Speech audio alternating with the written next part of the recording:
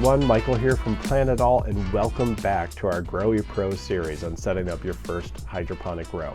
This episode is where things start getting serious. We're going to start out at the workbench and build our loop. This is the feed loop that connects the Growee Pro, the HydroMaster, with pH balancer, as well as the nutrient pumps directly into our water system so we can watch what we're doing and make any corrections that are necessary. There's a lot of little details in this one, but because the system is designed to be modular, it helps us fit into pretty much any kind of space constraints you may have. So I'm going to walk you through what my scenario needs in terms of physically fitting, and you'll see my situation is a little unique, so it might help you problem solve as you figure out what your setup is needing. The last step of what we're going to be doing is going to be getting the Growee registered and set up so that by the time we're done with running our tap water through the system to clean it, we can flush it and get it set up for our plants. All right, let's get to work over at the workbench.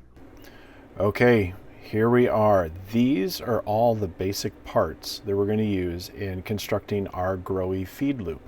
So this is a separate loop of plumbing that's going to come up and out of our reservoir. We're going to run across the sensors and then run across the feed tubes for our pH and for our nutrients, and then back down into our reservoir so that I can go into the main circulation. Let's take a look at the parts here first. Almost everything here is actually built for sprinkler systems, like lawn sprinklers, things like that. Many of these parts are manufactured by a company called Banjo. It's just my company of choice. They do a really, really good job of making very clean castings of all their parts. So, you know, as you look at them, there's nothing I have to deburr or clean up. I really can just go right to threading things together. I will provide links to all of this in the description down below. But let's kind of go through the list briefly, and then we'll talk about some of the things to consider.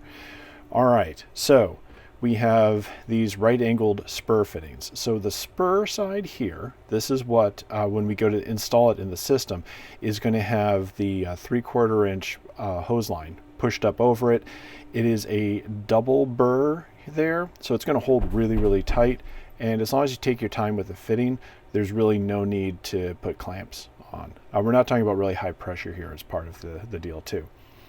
We have 3/4 inch T's. So there's going to be one of these for every single tool basically that we have. We have the ones for the sensors, so pH and EC.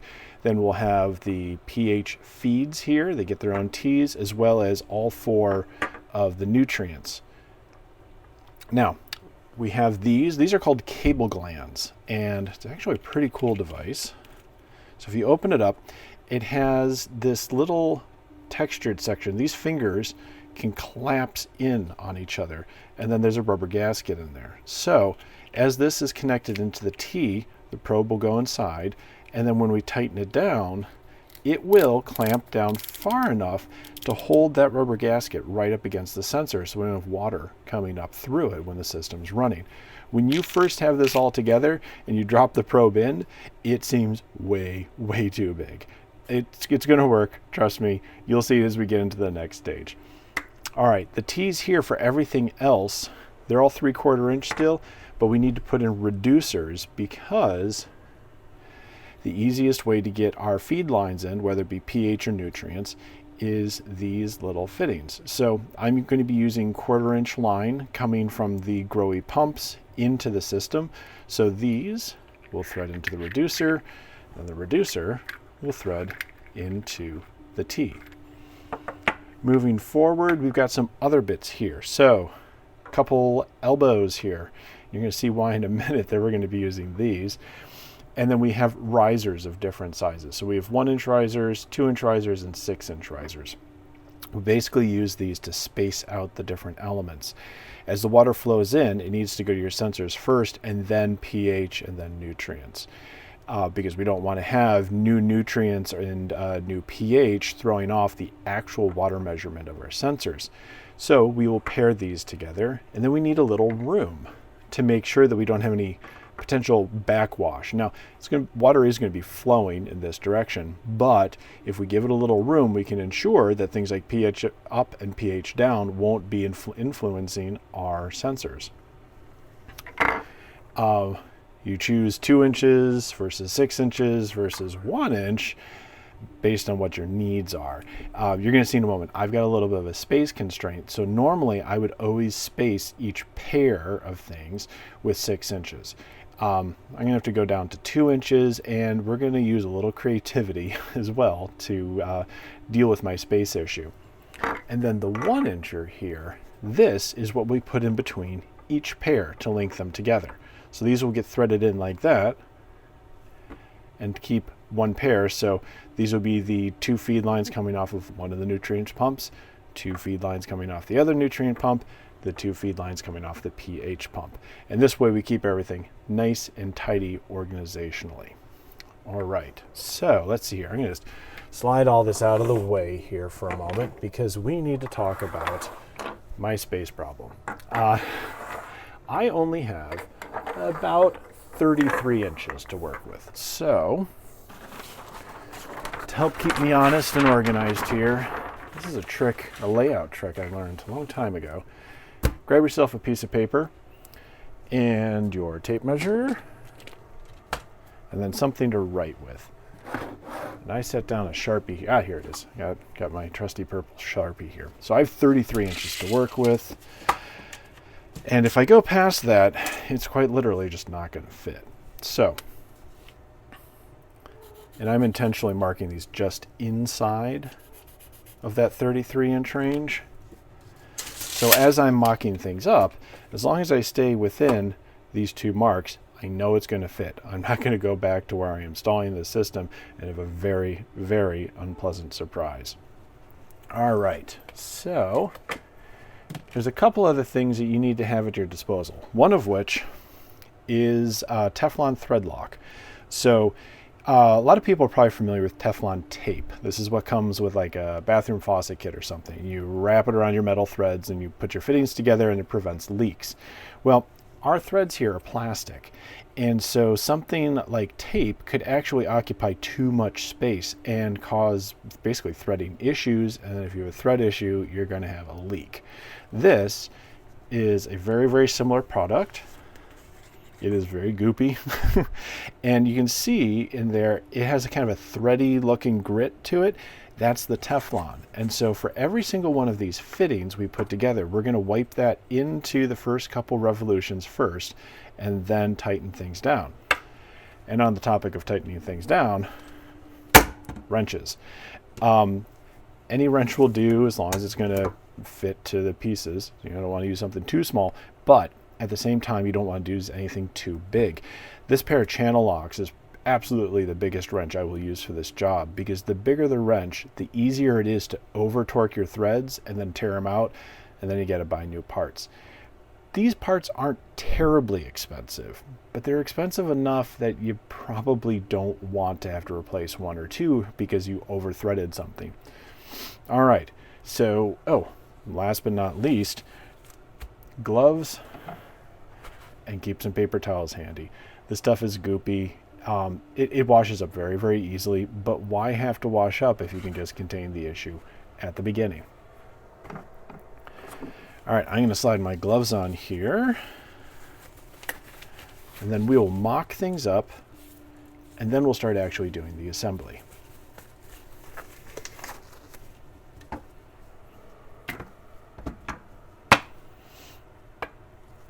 All right, first order of business, I like working from the beginning of something I'm designing straight to the end. It helps me stay organized. So we have water entering the system through a hose. The first thing it's going to go to is our sensors. It's going to need one of those in between. All right, great. So now what's next? pH and then nutrients. So slide these down the line. Now, it's not going to be this long, and you'll see I kind of zigzag the parts here to estimate how deep the threads are going to come together. So here we go. We have 2 T's, the 1-inch riser to join them together, the reducers,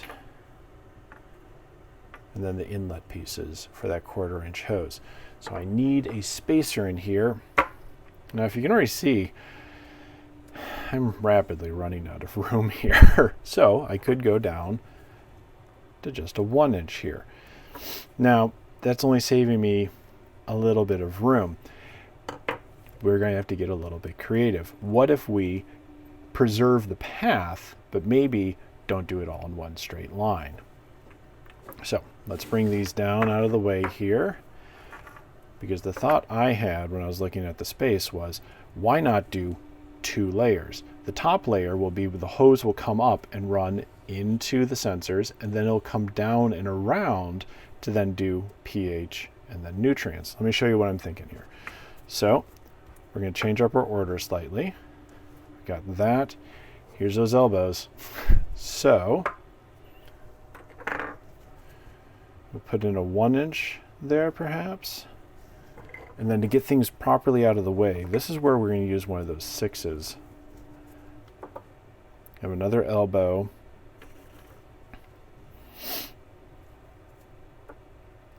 And now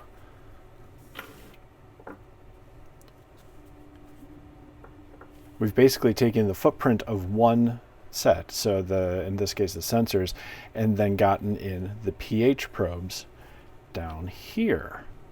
Now mind you, these dimensions are going to change a little bit as I'm threading it together, but they should work out pretty well, I believe. All right, so if we do another 2-inch, then we have a set there. They're reducers. So this would be the first of the nutrients here. And can't forget about the 1-inch riser to couple them together. And this is actually, now that I'm looking at it, we got a lot of room here. And considering my space, and you'll see this as we do the install, it would be nice to kind of fulfill this space a little bit. That actually might be to my advantage in terms of mounting. So what I think I'm going to do, I'm going to take this little one out here. It's going to come over. Get my wrenches out of the way. Okay, so we got that. Here's our parts for the second nutrient line. It's looking pretty good. They're going to need a 1-inch riser to couple them together. And then, let's see here. So if I were to use a 6 down here, everybody would have to slide to the side a little bit, but looking like I got the room to do this. Like I said, filling the space is actually going to probably make mounting a little bit easier. Oh yes, I think this actually is top flight here. All right, looks like it's all in the view of the camera so you can see it. As this is all assembled, what we're going to have is pump running the water up. The hose will attach this first burr fitting.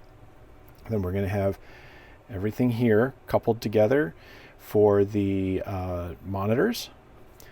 Come around, so this is the path of the water flowing. Now we're coming down a layer to kind of stay within my spacing here. Come across, pH feed, coupler, nutrient feed, and then out right here, back to the reservoir. And that spacing is looking pretty good. The only thing I'm wondering about is, do I want to use this other 6-inch I have to kind of bring, I think I'm going to do that because again, it's kind of a curious space I'm installing into. So I want to optimize my room. And this side over here, it's not inaccessible, but it's kind of in a little bit of a recess. And I think this is going to actually work really, really well. All right, so I'm going to start assembling, but before I I'm going to assemble this and speed up the process so you don't have to stare at me slowly screwing things together. But I want to show you the proper application of this wonderful goopy stuff. All right, so if you're curious, you can get this on Amazon. I went to my local big box hardware store. They had it. Pretty much any place that sells threaded plumbing parts is going to have this. You might have to ask for it or hunt around a little bit. The pros know to look for it. The average homeowner doesn't always. So nothing real fancy here. You do get this funny kind of crooked shaped brush. And you don't want to go crazy with this stuff. It's not going to do any harm, but you can have more cleanup. So here we go. We're just going to scrape it down and get it in there. I like making sure I've got it into the first 2 revolutions of threads. It is going to squish out. You cannot escape that. And you want it to, actually. If it's squishing out, you know that the threads before where it's squished out have been filled with the stuff. So try and be tidy and neat.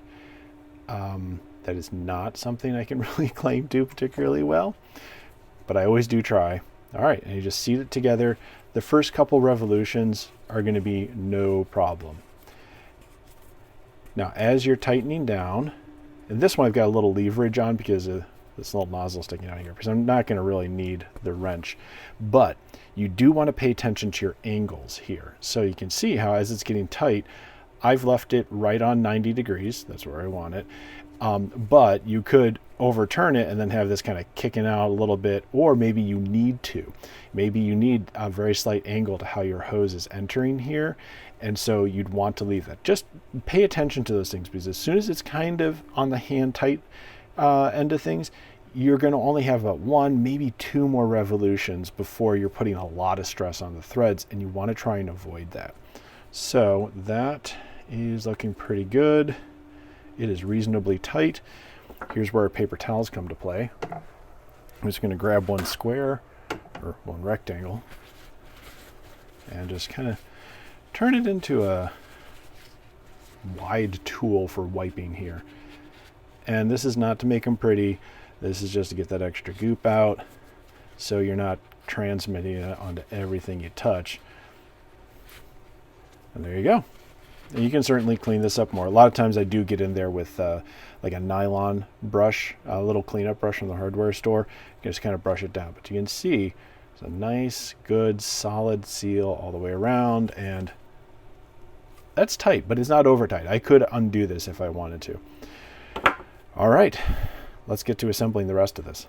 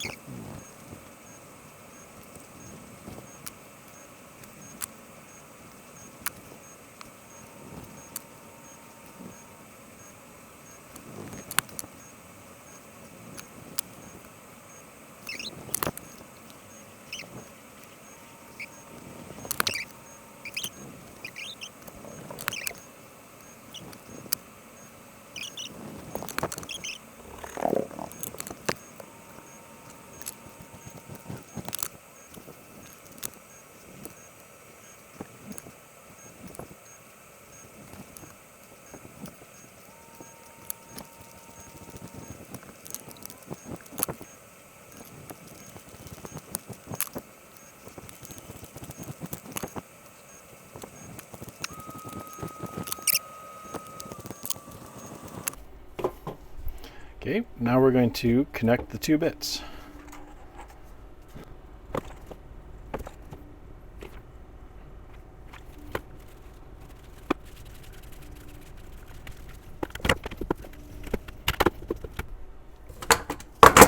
All right, let's get things out of the way here.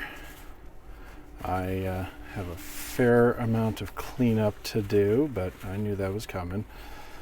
Get to that off camera. And there we are. Here are my space constraints. I've got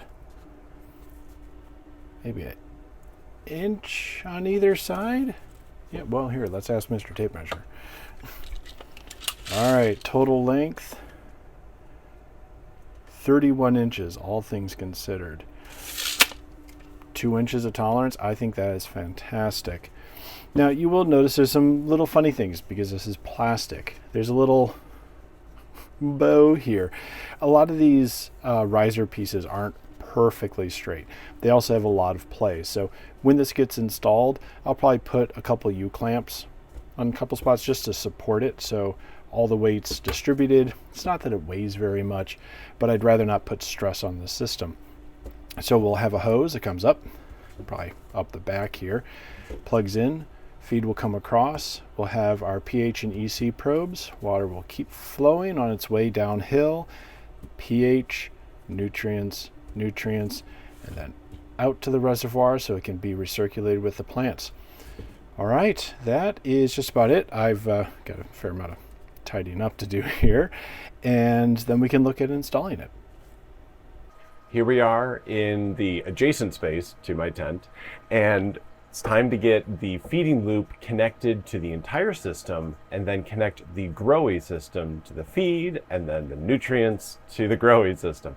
So let's take this one step at a time. It's actually not very complicated at all, but it is kind of important to break it down into individual steps, because otherwise you end up kind of going back and forth an awful lot and being, one, a little frustrated because you're less productive, but also two, the more back and forth in your process, you're likely to miss something or have something not quite the way that you're hoping to. And really, one of the main themes here is planning.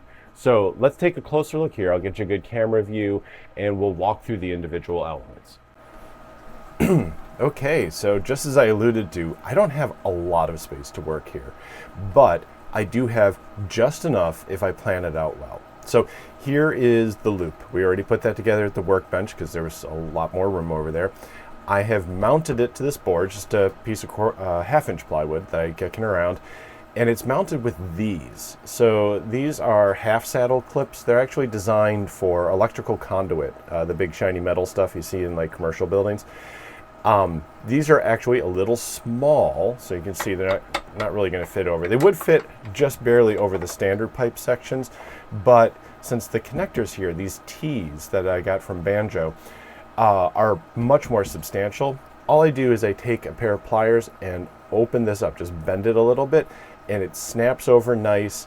And I've got 3 of them here supporting the system, and it's not going anywhere. It's not heavy. This is definitely overkill in terms of strength, but what's really nice is when you've got 3 points of support here, if for some reason something were to bump into or yank on one of these, I don't know how that would happen, but there's a lot of water going on here. So it's nice to know that it's secure and not going to go anywhere.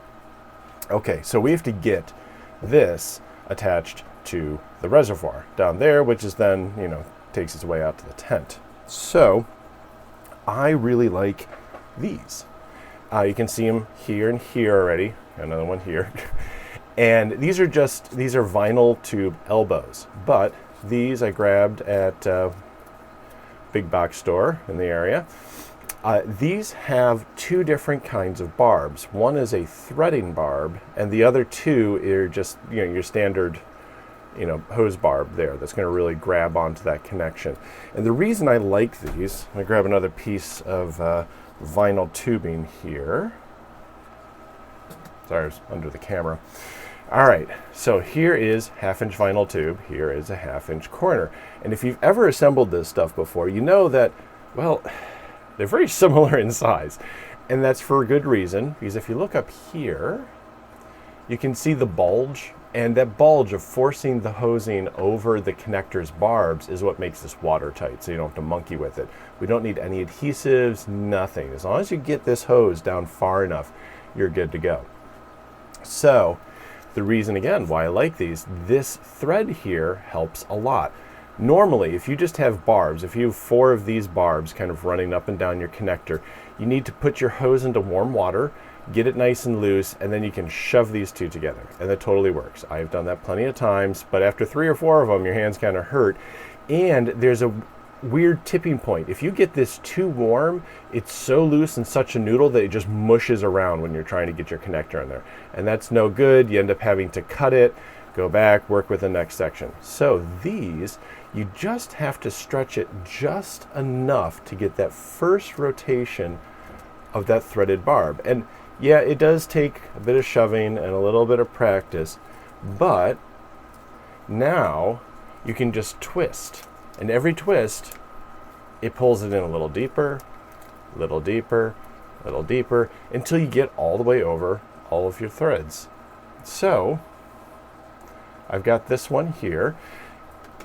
It's going to get secured to the bottom of the board, and then I have another section waiting. Actually, this will be it, making that last turn down into the bucket. So I don't have any stressed corners. You could just curve this, and that's fine, but if you take a look down here, when you curve it, it does take up a lot more room than an angle piece would. So it's my preference. It's not everybody's.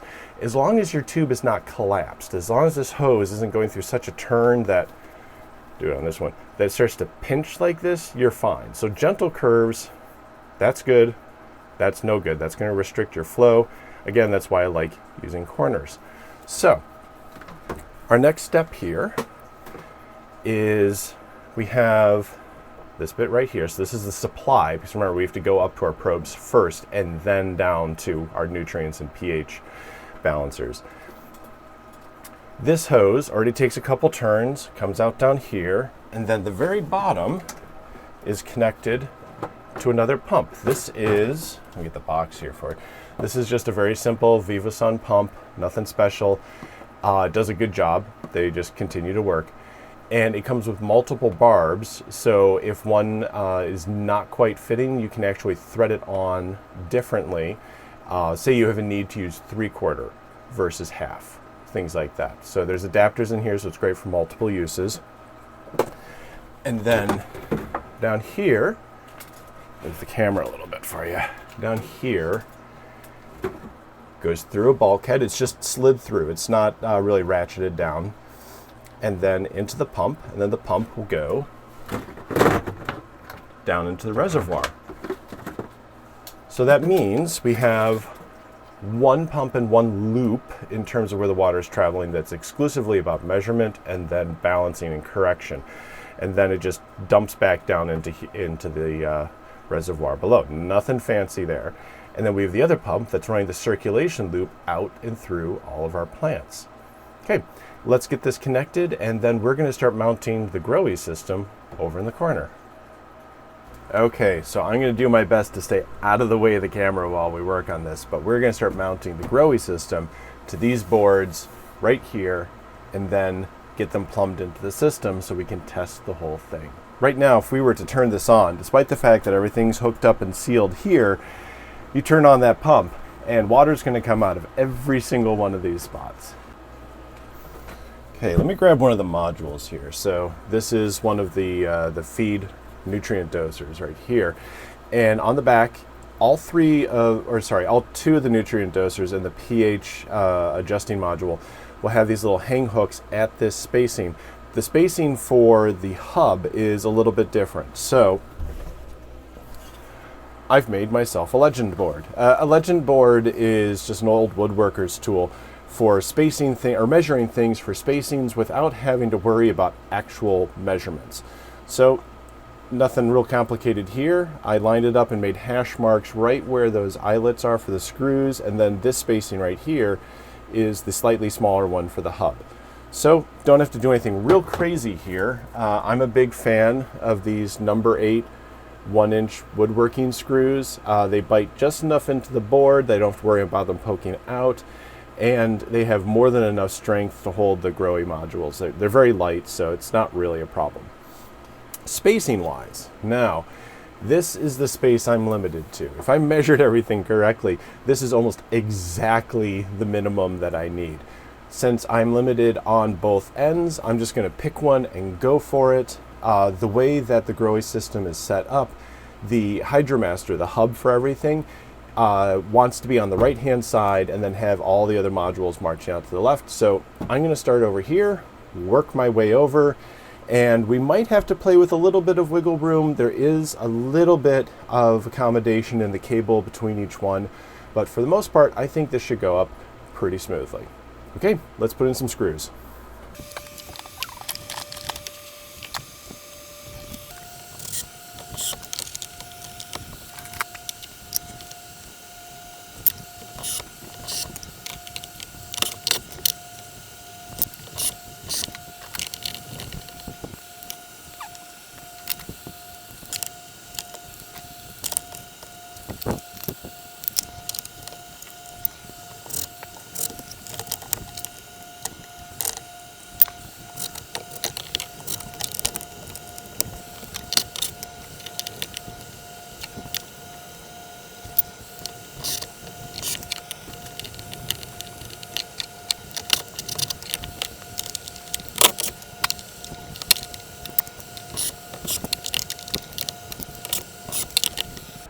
Okay, well, that took a little course adjustment here to get that corner right. I didn't quite anticipate that one, but everybody's in and secured.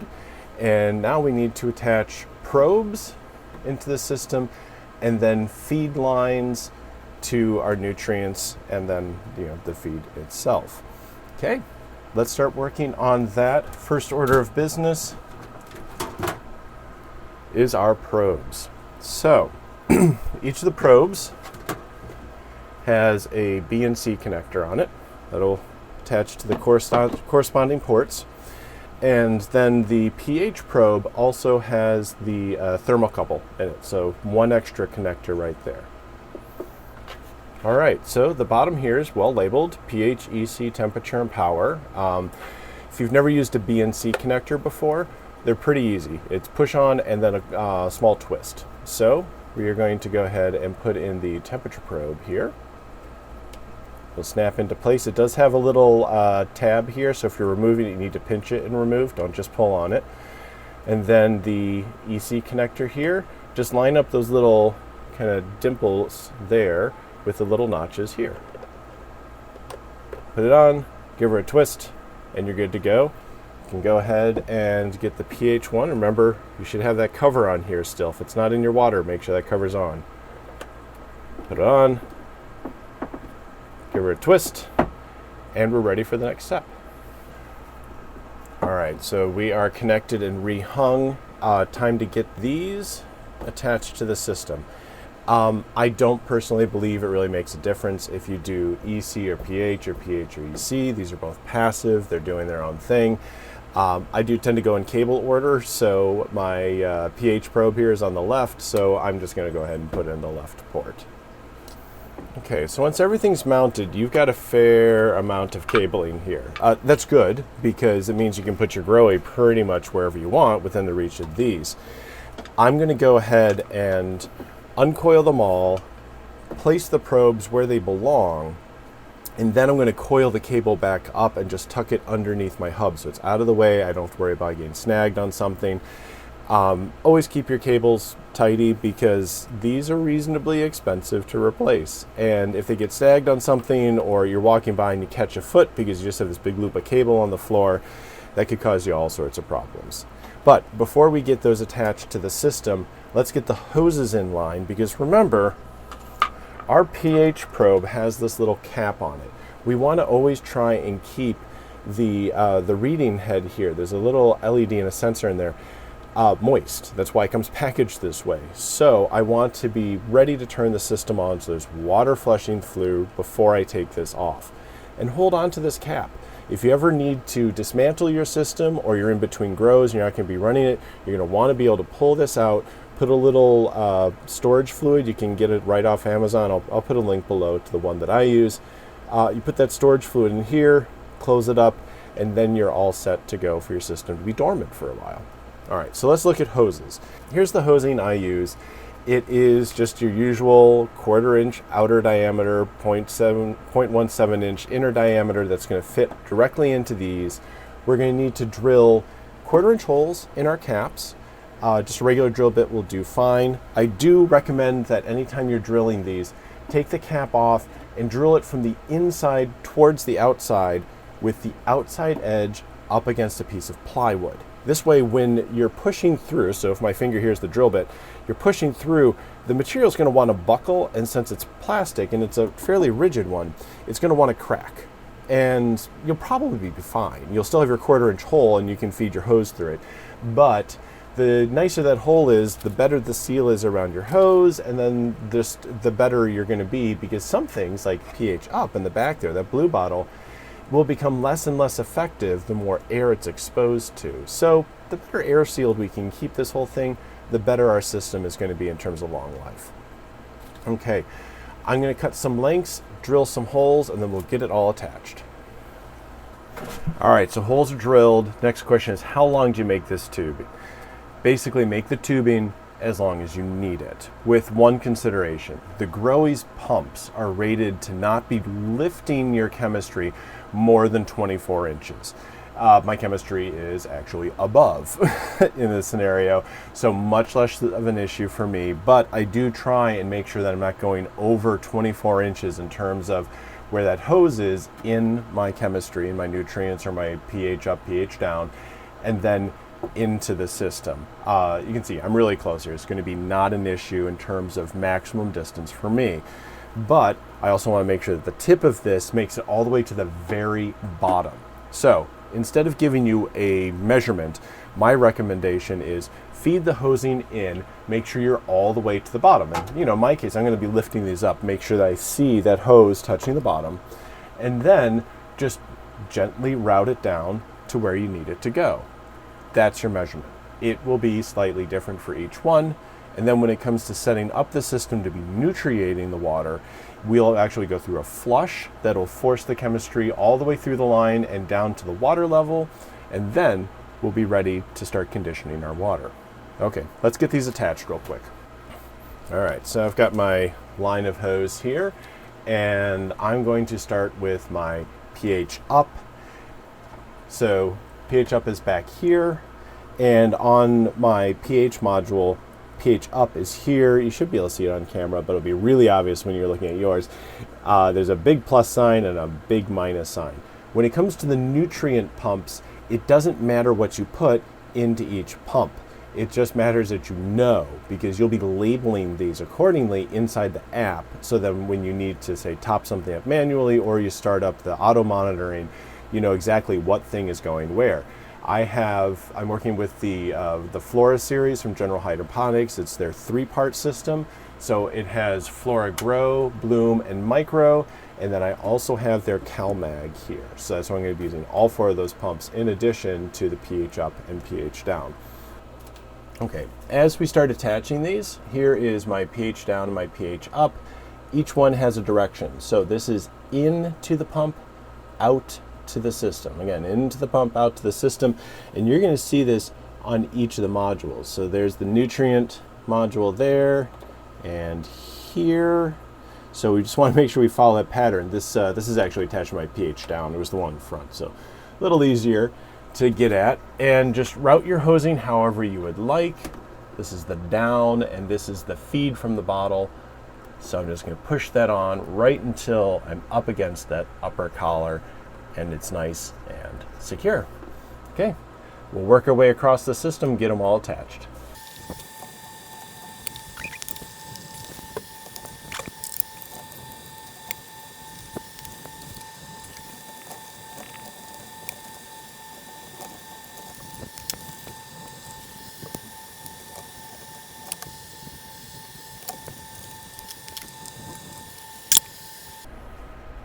All right, we are getting very close. Everything is connected, tidied up here and into the pumps.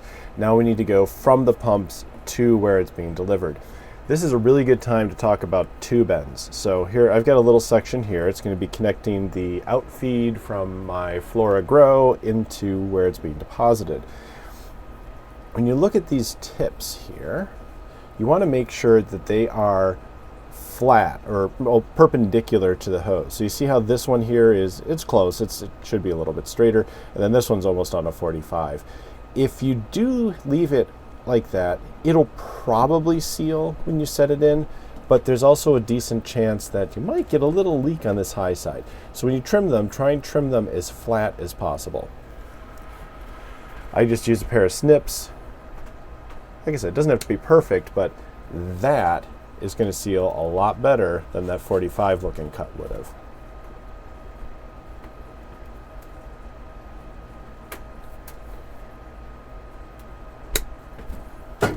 All right, so it gets shoved onto the little spur fitting down here. Just push it until it reaches right up to that top collar. And it may take a couple pushes. And then route it over. I like tucking behind just to keep things neat. And you push it down until it can't go any further, and then give it a little tug up. And when you see that collar pop up, you know you're locked. You can always double check it again. If you ever had to remove these, what you do is you hold that collar down and then pull up, and it'll come free. Now, considering that that collar can move and needs to when you're releasing it, you can put in a little lock collar. They look like this. It's a very simple thing. It literally just snaps in, so that collar that you have to push down to release it can't be pushed down. And now you know that that's in place. And I actually use these every time that I have a water fitting that uses this kind of captured seat. That way I never have to worry about if it's connected and locked into place or not. Okay, 6 more to go.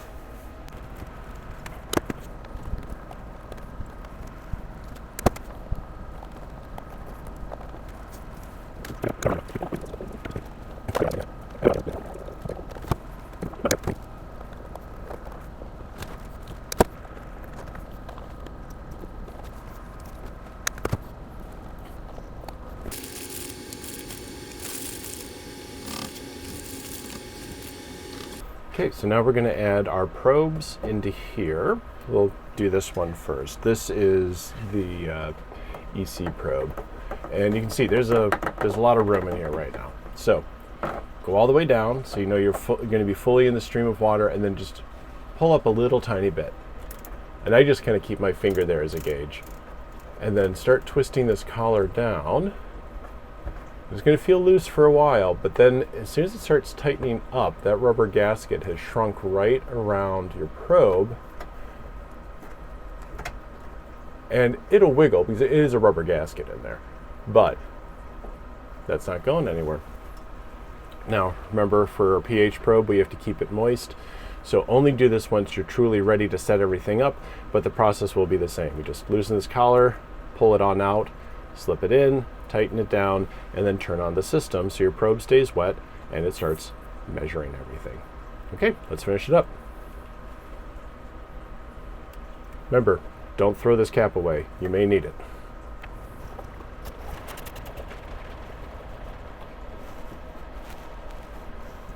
Okay, everything is attached. We're pretty much ready to turn the system on and get water flowing, but make sure that you tidy up your cables because there's a lot of length here. And in my case, I really don't need it. So I want to bundle this, keep it out of the way, just so something doesn't get bumped into, yanked, or pulled down the road. Okay, we're going to bundle this up, and then we're going to turn on the system and get water flowing. Okay, here we are inside the Growee app, and it's time to add the new HydroMaster. What you're looking at here is my current account, so we're going to go over to Add Device, and it's looking for the registration number here. So I've already plugged in power and everything to the HydroMaster. That's the hub that controls everything. If you look on the back of the device, you're going to see the registration number there, and we're going to go ahead and enter that into this field. So it's registered to the app and with Growee.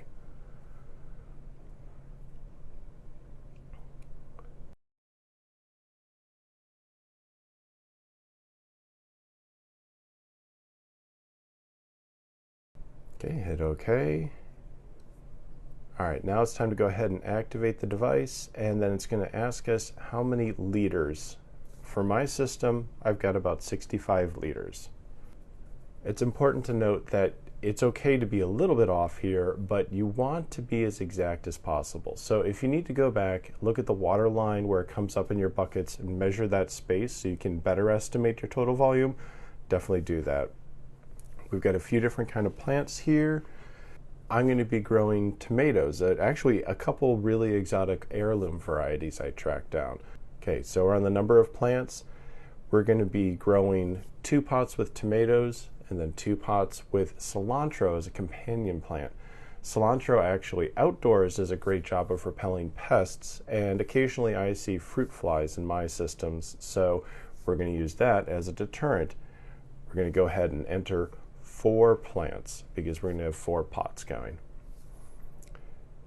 Here's the nutrient side of things. So I'm using general hydroponics. So I'm going to scroll down and there it is. So we're going to select general hydroponics, and now we have a summary page. So everything here looks pretty good. This is also where you can go in and rename your device. I'm going to go ahead and rename this tomatoes. All right, so now we are looking at the main interface for this new hub. we're going to have to go over to the wireless settings and actually join its private network. So you're going to see Growee followed by a serial number. That's what you want to select. It's going to go ahead and connect to the hub, and if you're already set up the Wi-Fi settings, it's going to come right over to the app and start setting things up, tying your Growee hub to your account. You have to select the network to use and then give it the password here as well. So now the Growee is going to have a direct connection to the home network and can talk back and forth with their server. All right, while the addition process is going on, you're going to notice that the light on your Growee hub is now blinking blue, probably pretty rapidly. Once it's done, it's going to turn to green. Now, as you're looking at your system down the road, as long as you see green, you're good to go. If you see blue, you have a connection issue. You will, on occasion, see the green lights blink, and that just means it's updating itself or talking back and forth to the Growee servers. So green is good, blue, you need to investigate and see what's going on. All right, so we're all set with there. Next step, we need to enter our registration code from the back of the hub again. This is going to finish up that registration process and make sure that we will be able to see and access the information behind our Growee any place we have an internet connection.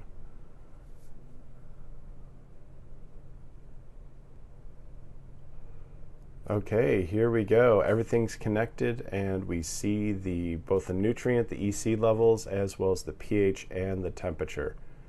So we are all set to start moving forward. Keep in mind, I've just flooded the system with tap water for the sake of washing everything out. We are going to have to eventually change that out and start feeding things. All right, you're going to see now that we're set up here, there's a gray dot in the top right-hand corner for both the nutrients and the pH. These will turn their corresponding green and purple once we've set up everything and have the system working actively in terms of managing pH and nutrients for us. Okay, before we actually start setting up either of those things, we need to go in and flush the lines so that we have our appropriate nutrient or pH balancer running all the way to the loop. On the screen here, you can see all 6 of our pumps. pH up and pH down are already labeled for us. The nutrient pumps are just labeled A, B, C, and D. So after we're done flushing the system through, we're actually going to want to go back and rename these so that we have, instead of A, we have, say, Flora Grow, or whatever your appropriate nutrient is. The flush process is pretty easy. Just select the thing you're flushing all the way through, so pH down, check it, and then go ahead and press flush. After you hit the flush button, you're going to get this last little confirmation screen. Hit confirm, and now just wait. It's going to take a moment. You're going to sit there and think, oh my gosh, nothing's happening.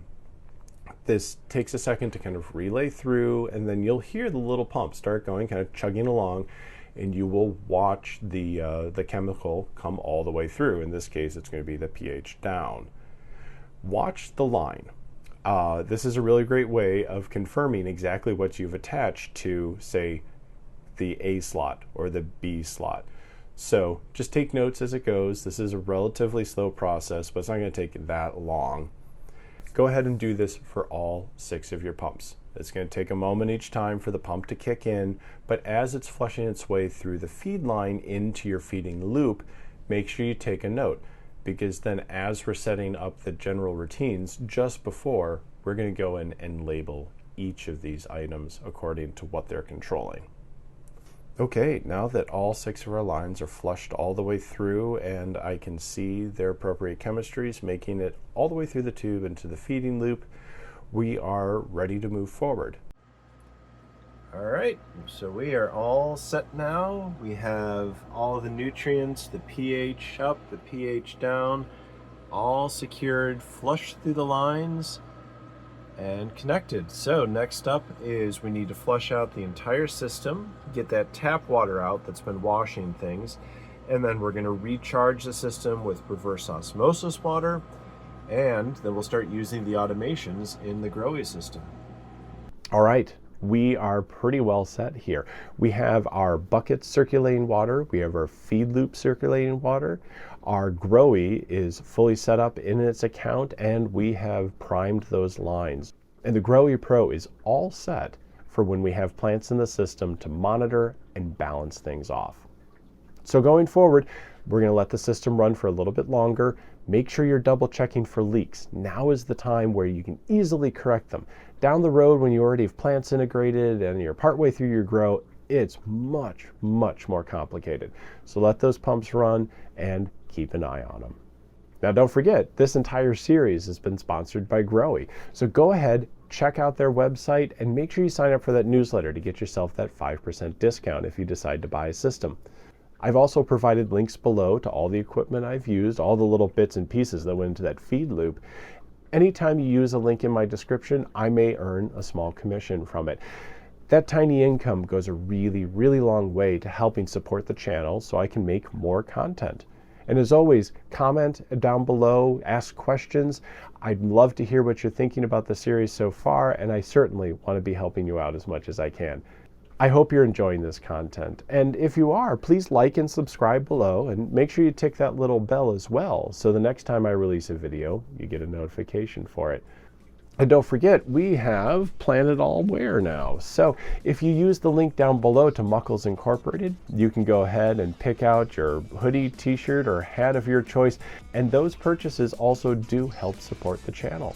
So I appreciate your time. I hope you're really enjoying what I'm producing here, and make sure you plant it all.